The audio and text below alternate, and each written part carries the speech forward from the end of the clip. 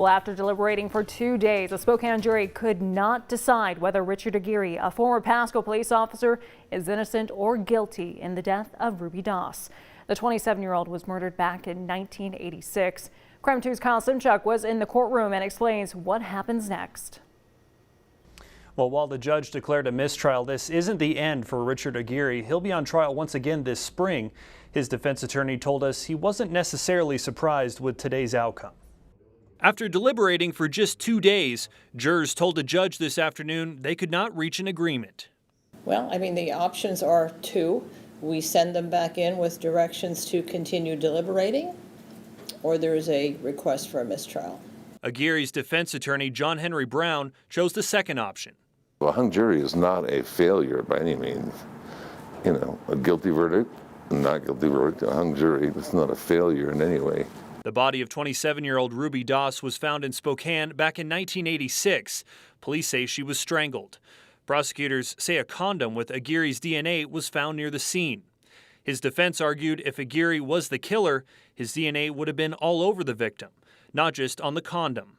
They have never found any of Mr. Aguirre's DNA on Miss Doss, although they found DNA from numerous other individuals. Aguirre was originally charged with Doss's murder in 2015, but it was dismissed in 2017 due to a lack of evidence.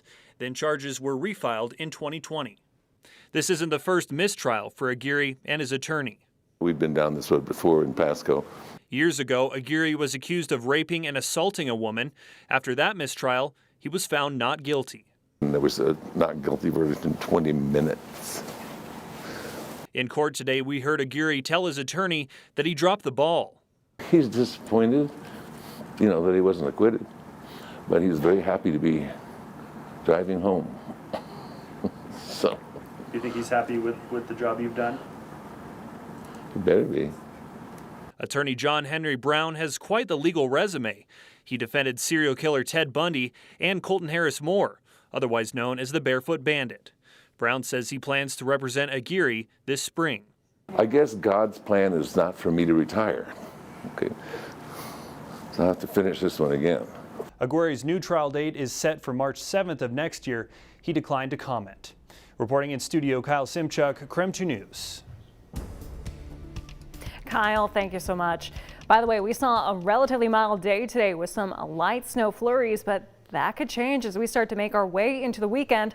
Meteorologist Michelle Voss joining us now in the Weather Center. And Michelle, when could we see a change in the forecast? Yeah, temperatures were on the chilly side today, but it was rather quiet. We did have some light snow showers, mainly in the Spokane Valley eastward into North Idaho, which put down light snow dusting on area roadways. As we take a look at satellite and radar right now, still see a few lingering snow showers, mainly across North Idaho. It's kind of zoom in, still seeing looks like a little bit of snow up towards Otis Orchards and just west of Spirit Lake, and then Coeur d'Alene still seeing some light snow showers, but those should be coming to an end tonight. The bigger storm, especially for the higher elevations, comes tomorrow night into Saturday. Take a look at some of these forecast snow amounts. 10 to 20 inches of snow for places like Lookout Pass, 10 to 24 inches of snow for Stevens Pass, and heavy snow in the mountains of North Idaho as well, 10 to 23 inches. So if you have any plans over the higher elevations, or you were thinking of having some plans on Saturday, it might be worth postponing it for another day because it could be really slow going, possibly no going in some of those mountain passes. Right now, though, things are quiet. 29 degrees in Spokane, 31 in Coeur d'Alene. Chilly temperatures all across the region. Should be relatively dry overnight with mostly cloudy skies, lows bottoming out in the 20s. 35 tomorrow with some snow moving in by evening. Rain, snow, and wind for Saturday. Highs warming up into the lower 40s, and a few snow showers on Sunday with a high of 39. Michelle, thank you so much. In other top stories tonight, the University of Washington announced it's canceling this Sunday's game against Gonzaga. Several UW players are now in 10-day quarantine, and the team hasn't been able to practice. They were also forced to cancel games last week against Arizona and UCLA.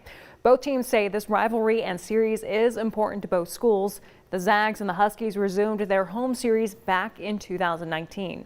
Both schools say they'll get to work on an agreeable date for the teams to play in Spokane next year. Well, there are more concerns over the accreditation status of North Idaho College. The State Board of Education sent the school a letter asking leadership to put aside political differences to address the concerns. As our Ian Smay reports tonight, a challenge in the college's accreditation status could be disastrous for students. According to the letter, causes for concern include the departure of all 3 of the school's vice presidents and complaints submitted to the school's accrediting body. If the school were to lose its accreditation, it would impact thousands of students, including high schoolers in the area. This comes after the North Idaho College Board of Trustees voted to fire college president Rick McLennan and appointed the school's wrestling coach Michael Sabali as the interim president. At the start of 2021, the NIC faculty and staff passed a vote of no confidence in trustee chair Ton Banducci over harassment and assault allegations. North Idaho College's accreditation is up for review in the spring of 2023, but the State Board of Education has raised concerns the school could face sanctions, including loss of accreditation, before that. The Northwest Commission on Colleges and Universities asked the school to attach an additional document in its annual report next year to ensure the school is still up to standards. In a letter to the NIC Board of Trustees, the State Board of Education outlined a number of consequences for losing accreditation, including the value of degrees from the school being significantly reduced or even negated entirely, and students who earn general education credits not being allowed to transfer these credits. One such student that would be affected is Austin Smith. I would have to redo all these classes I've already taken just to get the official accredited stamp of approval on it, which is not only a waste of my time, it's a waste of my money too. It set my entire life plan back by 2 years minimum, maybe even more.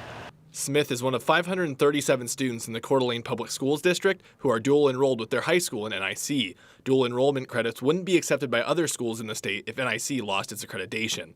Smith said it was news to him when he heard the college's accreditation status may be at risk. He has loved his time at NIC, but now he's hoping his credits will still be usable when he graduates high school and tries to move on to complete his college degree. It's a little bit scary.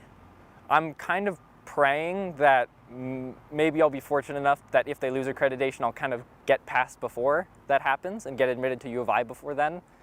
But I don't think I could explain how devastated I would be.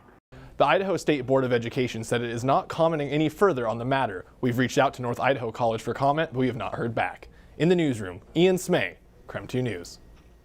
Ian, thank you so much. Well, moving on now, a Washington lawmaker introduced a new bill to help stop catalytic converter thefts. The measure would prohibit scrap dealers from purchasing catalytic converters except from commercial enterprises and vehicle owners. Catalytic converters are an expensive part attached to the undercarriage of most vehicles. The Kootenai County Sheriff's Office needs your help finding a driver of a hit and run in Hayden, Idaho from Tuesday. The Sheriff's Office received a report around 4:30 Tuesday afternoon of a vehicle versus pedestrian crash. When deputies arrived, the driver involved had fled and the victim was treated for non-life-threatening injuries. Police are looking for a mid-2000s black Hummer H3. It's actually pictured on your screen right now. Anyone with any information is encouraged to call that number that's on your screen. A norovirus outbreak temporarily closed House of Charity to new clients. Norovirus is a common non-life-threatening virus that causes food poisoning-like symptoms. Right now, House of Charity is following recommendations from the health district to contain the virus. They plan on reopening intakes once 48 hours have passed without any new infections. Health officials confirming the patient in King County who had a confirmed positive Omicron case did not travel. That means it's likely she caught it in the Seattle area. The woman from King County in her 20s was confirmed to have the Omicron variant on December 4th, along with a man from Thurston County and another man from Pierce County. The King County woman reported a mild illness and is fully vaccinated, as well as received a booster shot recently. 4 million more Americans are now eligible for a coronavirus booster. Today, the CDC expanded the eligibility for 16 and 17-year-olds. Right now, only 26% of eligible Americans have gotten their booster shots. The Pfizer vaccine is the only option for anyone under 18 in the U.S. Your teen can get a booster shot now if they got their last Pfizer shot on or before June 9th. Well, still to come on KREM 2, a verdict reached in the Jussie Smollett trial. We'll tell you what the jury decided. And then a little later, a new themed brewery opened up in Coeur d'Alene. Coming up, find out exactly where it got its inspiration.